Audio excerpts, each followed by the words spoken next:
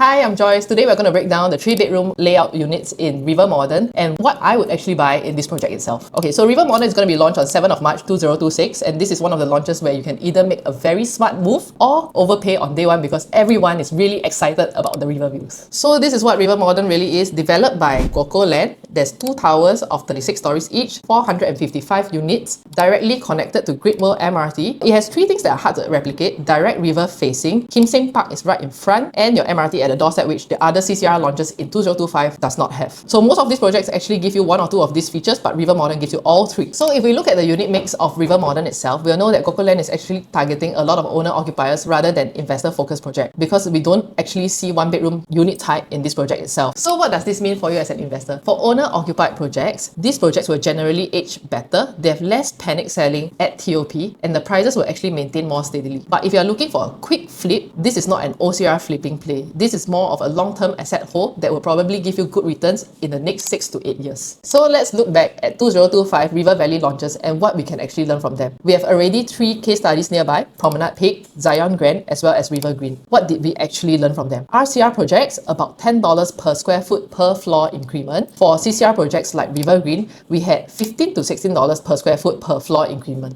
More importantly, stack premiums in CCR were wide. It was about $150 to $250 PSF difference just because of facing. That is about 135,000 to 225,000 difference on a 900 square feet unit. So if we look at how River Green is priced, we sort of like have an idea of how River Modern is going to be priced at and what kind of strategy we should go in on balloting day. The stack premiums would be very wide. There will be a $150 to $250 per square foot difference just because of facing. So to understand this clearly, River Modern will not be priced evenly. If you pay for the river facing premium and a high floor premium, your upside will be significantly compressed. So because this is a project that targets owner-occupiers, the launch psychology usually goes like that. The buyers will actually go for the premium stacks first, high floor units because they're buying for their own stay. A lot of the mid-tier stacks get ignored easily. If the price gap between the non-river facing and the river facing is significant enough, there's a window of opportunity for investors out there. So when it comes to investments, there are 3 major considerations: rentability, exit liquidity, as well as price gap of the project versus the nearby substitutes. And here's where River Modern fits in. So now I'm going to jump in directly to the 3-bedroom analysis itself, the 6 different layouts, and which one I think would perform best in the resale market.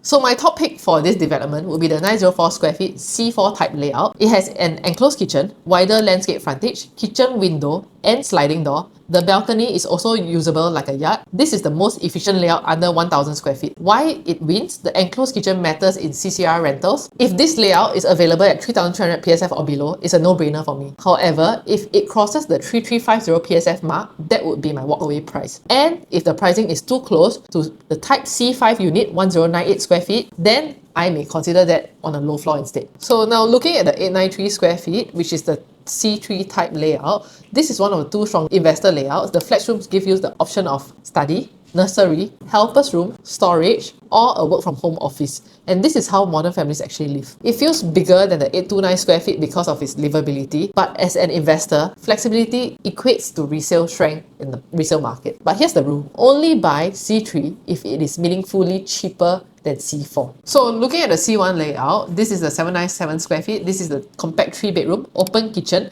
narrow frontage, small balcony. Who is it for? It's for budget sensitive buyers who insist on 3 bedrooms. As an investor, only buy this if it is clearly cheaper than everything else. Below 3200 PSF, thereabouts, and above that, you're paying premium pricing for a tight layout. And in oversupply conditions that we see in the River Valley area, tight layouts get punished first. So what you should do, if the pricing falls very closely to C1 in other words, 797 square feet, you should buy the 829 square feet instead. And if it's priced very closely to the 893 square feet, skip this unit type and buy the C3 layout instead. So this is how I would rank the layouts for the 3-bedroom in River Modern itself. I will go for the 904 square feet first if it's below 3300 PSF. Then my second choice will be the 893 square feet if it's about, on average, $100 PSF cheaper than 904 square feet. Subsequently, I will look at the C1 type 79 square feet layout only if it is below 3200 PSF. Then my fourth choice would be the C2 type layout, which is the 829 square feet. And my last choice will be the C5 and C6 layout, which is 1098 square feet and 1109 square feet respectively, only because the quantum is large and I would think that resale liquidity would be a bit of a challenge in the resale market in the future. So this is your launch day game plan. Your ideal entry zone should be 3200 to 3300 PSF. If the price falls above 3350 PSF, that should be your walkaway price. I'll arrive with 2 or 3 stacks in mind. Then I'll compare the same level PSF across these 3 stacks. And if the river premium facing one commands a $120 PSF more than the non-river premium facing ones, I will definitely go for the non-premium facing ones. I would avoid level 25 and above unless the premium makes sense for me. I'll lock in unit type C4 or C3 under 3300 PSF. The mid-floor units, 12 to 20 floors, are the sweet spot for me because they still command a very premium view for me. And if your ballot number does not meet that, then go for the non-premium facing ones. So if you need a detailed analysis on what to do on launch day, contact me and I'll share more with you. Bye!